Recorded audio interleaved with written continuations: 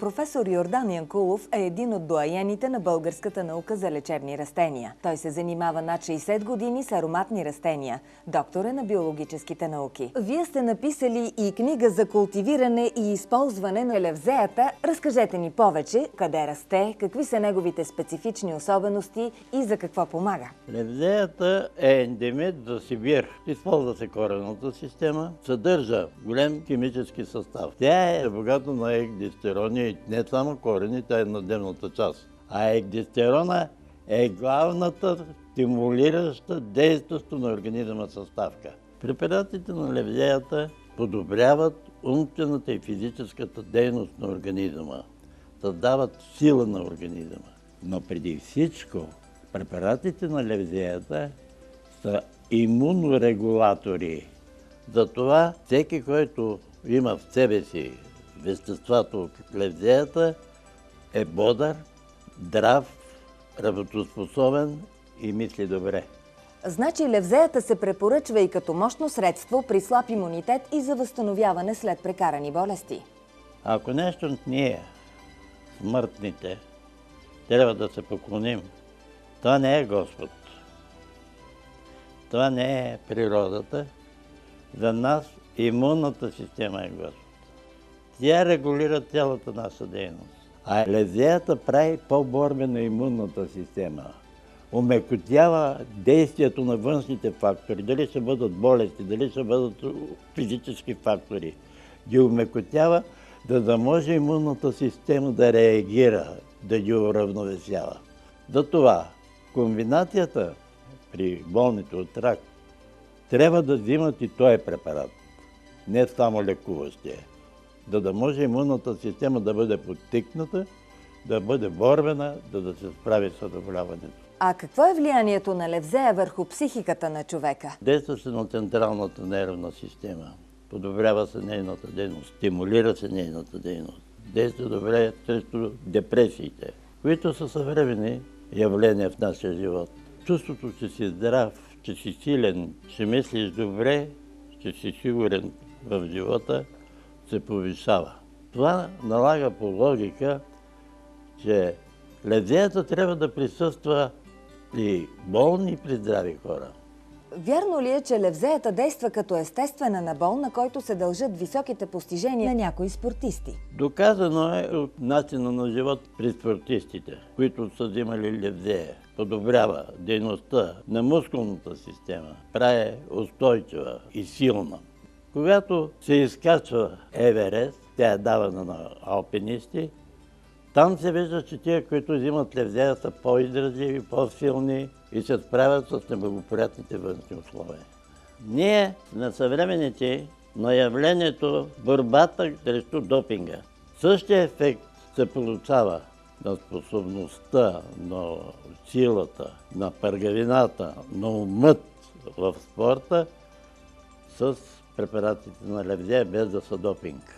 Левзея се препоръчва като средство, което пречиства черния дроб и премахва синдрома на отравяне и махмурлук. Намаля се намесата на алкохола, който нарушава равновесието на имунната система, пречиства черния дроб от токсични вещества. Но това не е основното качество. Основното качество е предпазването на препаратите на левзеята.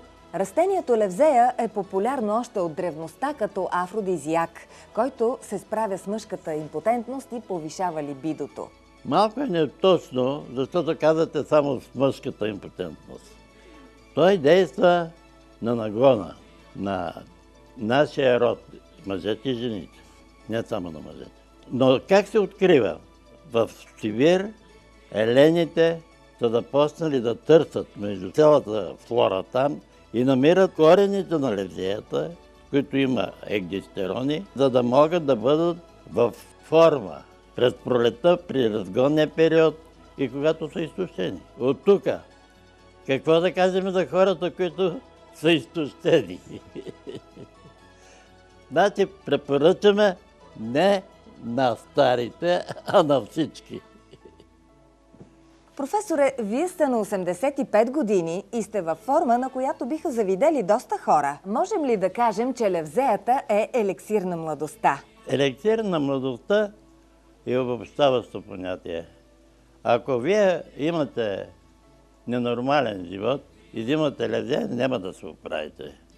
Трябва нормален живот. Човешкият организъм, левзеята се явява стимулатор на всички функции. Не може да се стимулира нещо, което го няма. Не може да стимулираш глада, левзеята да стимулира глада, трябва да се храниш. Не може да стимулира кръвоносната система, ако нямаш кръв, ако нямаш хемоглобин. Професоре, а какъв е този продукт?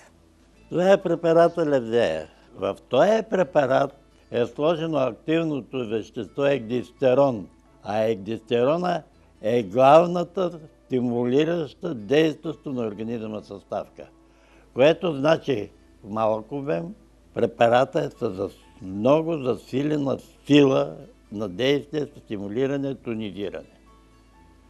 Това е положителното. Другото положително, което е, това е, вижте го, слагам го в джоба, чувствам се уморен, взимам чаша вода, взимам една таблетка и след определено време, а това са минути, не са часове, аз се чувствам бодър.